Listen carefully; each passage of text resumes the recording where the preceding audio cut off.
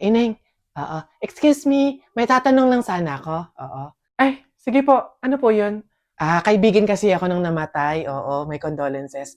Ililibing na kasi, di ba? Napansin ko wala yung taga-sigaw eh. May nilagay ba kayo?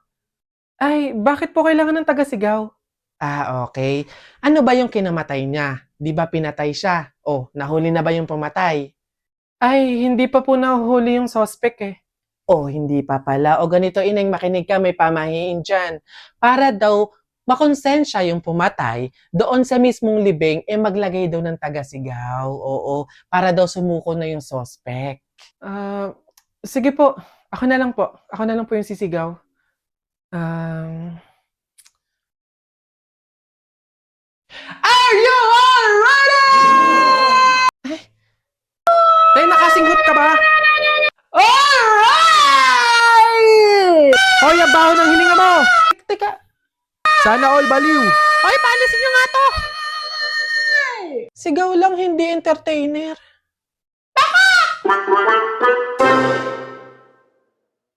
Congratulations! Mabuhay ang bagong kasal! Thank you po. Salamat po.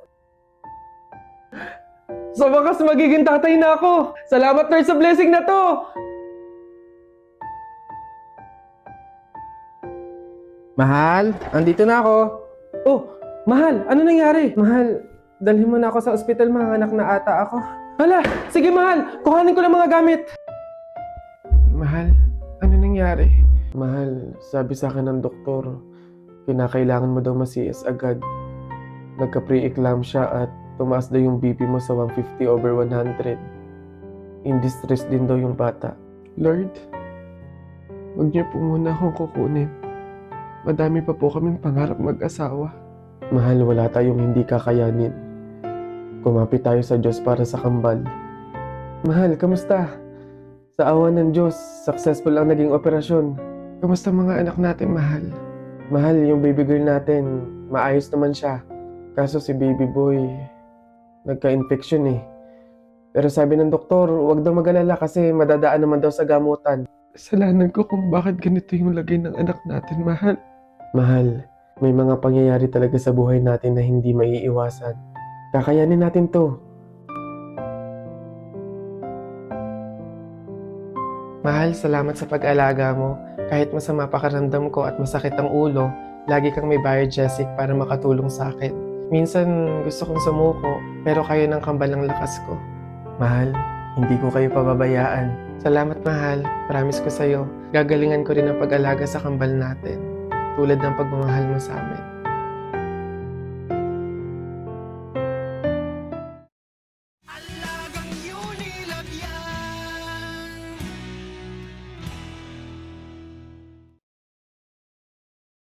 Antone!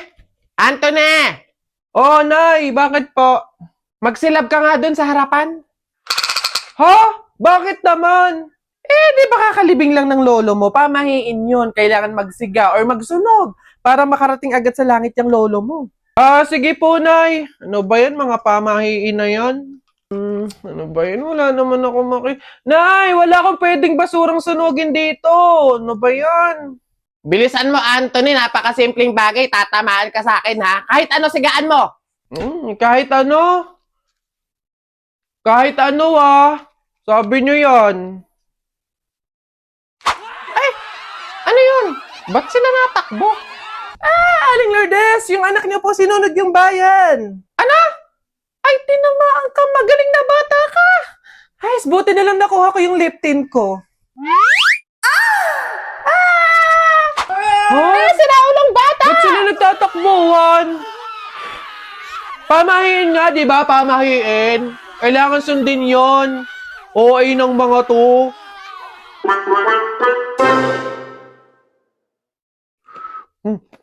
Nangyari dito? Ba't ang kalat? Nakapagwalis nga. Bayan. Dalhin ko lang to. Ayan, malinis na. Ay, hoy! Bata ka! Anong ginagawa mo? Bawal magwalis kapag may burol. Ay, sorry po. Ganun po ba yun? Sige po. Babalik ko na lang po. Sige po. Tensya na po. Teka lang. Tayo next time na lang. Pare. Woo! Tita, nabalitaan ko po yung nangyari. Nakakalungkot naman po. Nakikiramay po ako. Ay, ba't ka naman nakaganyan, Tutoy? Nakaasol ka pa talaga. Alam mo naman ang ibig sabihin yan, pag may burol, masaya ka. So, ano pinapakita mo sa amin na masaya ka nung nawalan kami? Ay, hala, ganun po ba? Naku, sorry po, hindi ko po alam. Baka pwede magpalit ka, Tutoy, okay? Bumalik ka na lang ulit. Sige po, balik na lang po ako mamaya. Magpapalit lang po ako. Pasensya na po. Ayan, okay na po siguro to. Ayun, tita, again, may condolences po. Nakakalungkot man, pero kakayanin po natin to. Ay, Tutoy, nananadya ka ba talaga? Nagpula ka pa talaga, ha? Alam mo, ibig sabihin, pag nagpula sa burol, may galit ka dun sa namatay. Ano ba yan? Tutoy, pasensya ka na, bumalik ka na lang ulit. Paltan mo yung damit mo. Nananadya, eh. Ay, hindi naman po sa ganun, tita. Opo, sige po, balik na lang po ulit ako. Balik-balik, yarn. Wait lang po ha. Again, pasensya na po. Wait lang po, papalit po ako. Tita, okay na po siguro to. Ano po?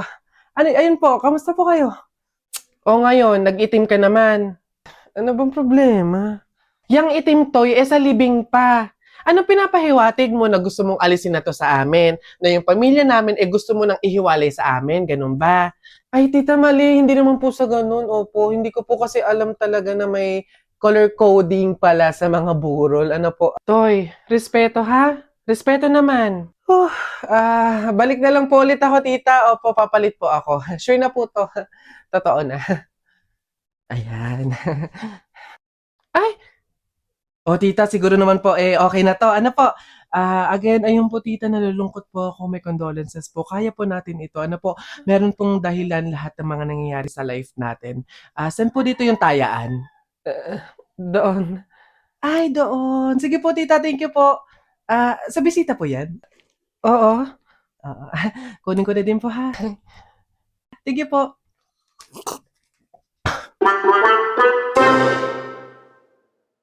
Huh?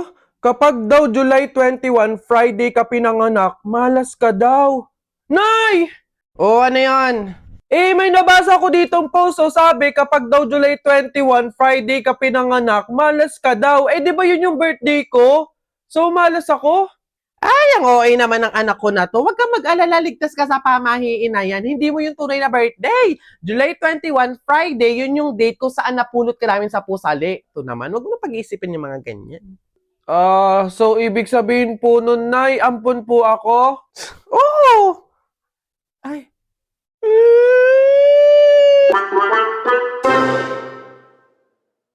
Yung goal ko talaga is magbawas ng timbang, mag-diet para maging fit and sexy. Kaya naman, half rice lang yung kakainin ko para makapag-diet tayo. Ito lang yung kakainin ko, half rice lang siya. So, New Year, New Me. Hindi lang dapat magda-diet, sabayan din natin ng workout. Let's go! Going back to Honolulu. Hoy!